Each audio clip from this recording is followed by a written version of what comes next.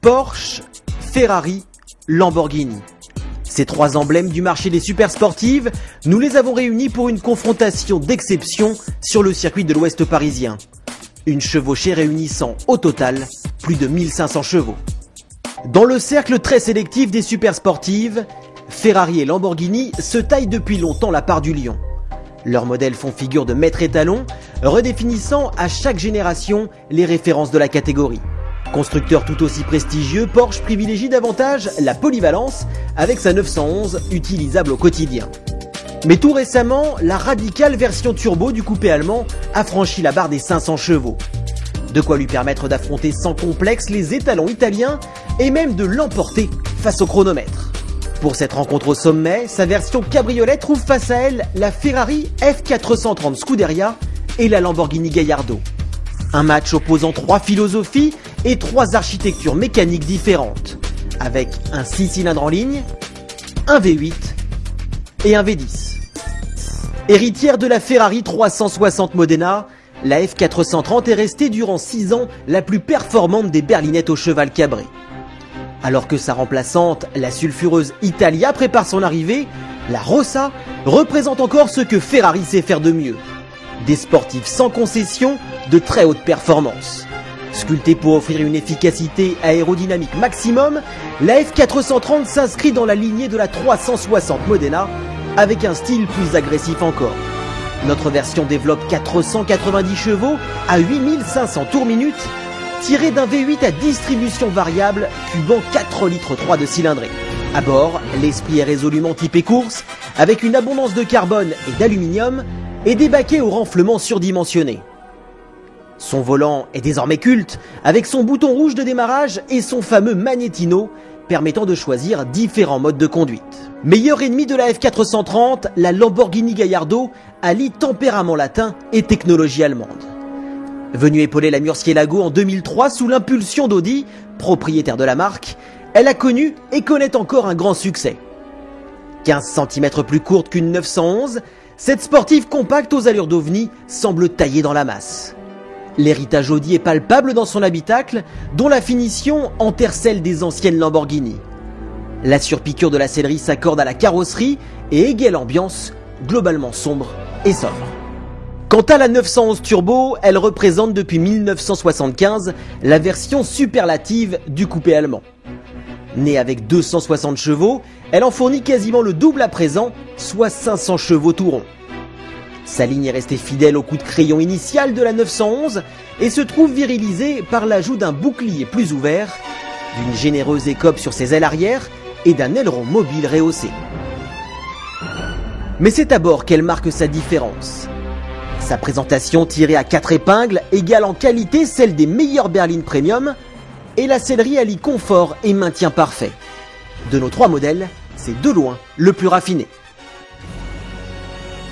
Sur la piste, ces supercars dévoilent leur tempérament de feu, chacune à sa façon. C'est d'abord leur chant qui les différencie.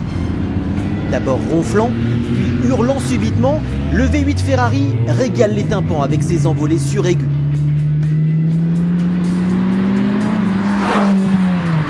Le V10 de la Gallardo distille lui des grondements rauques, plus mesurés,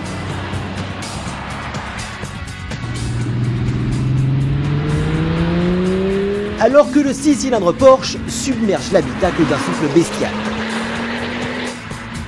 La F430 est la plus démonstrative, avec une poussée colossale et musicale, constante jusqu'à près de 8000 tours minute.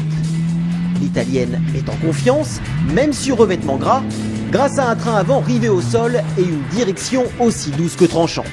Selon la position du magnétino, son caractère passe de docile à explosif, avec en point d'orgue les modes Race et CST Off, libérant l'auto de ses béquilles électroniques. La Lamborghini, 30 chevaux plus puissante avec ses 520 chevaux, intimide d'emblée davantage. Moins civilisé, voire délicat sur les premiers mètres, son V10 réclame plus de douceur. Il se révèle assez creux à bas régime, mais s'éveille brutalement à partir de 4000 tours minute pour emboutir les passagers dans leur baquet. Et il en va de même pour sa boîte séquentielle e-Gear, douce en conduite coulée, mais claquant violemment ses 6 rapports si l'on retarde les passages de vitesse. En toutes circonstances, la Gallardo est souveraine grâce à ses 4 roues motrices qui verrouillent ses trajectoires et évitent les sueurs froides.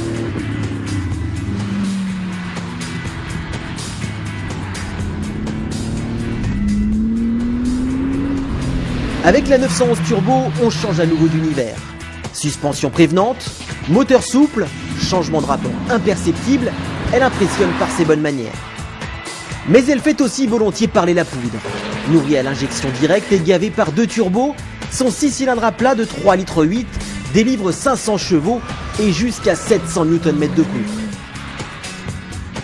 Il offre une poussée joufflue à bas régime qui devient tout simplement démente dès 2500 tours minute.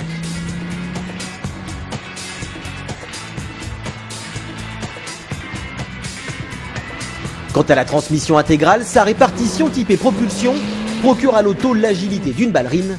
Les amateurs de glisse apprécieront. D'une pression sur la touche Sport Plus au tableau de bord, la réponse au gaz devient immédiate et l'amortissement plus ferme, alors que la boîte PDK à double embrayage empile ses 7 rapports en un éclair. Notons que la Turbo cède pour la première fois aux palettes au volant, solidaire de la colonne de direction comme sur la Gallardo. Fixe, celle de la Ferrari s'avère moins commode en virage. Au final, difficile de départager ces 3 super sportives, chacune bien différente, mais atteignant toutes des sommets d'efficacité. Côté performance pure, la Porsche l'emporte avec son 0 à 100 km/h, bouclé en 3 secondes 7, contre 4 secondes 1 pour la Ferrari et 4 secondes 3 pour la Lamborghini. Mais leur pouvoir de séduction ne se limite pas seulement à ces chiffres, et chacune répond à des attentes différentes. Toutefois, elles se rejoignent en un point, en donnant toutes les 3 accès à une part de légende et de rêve, le nec plus ultra de la production automobile.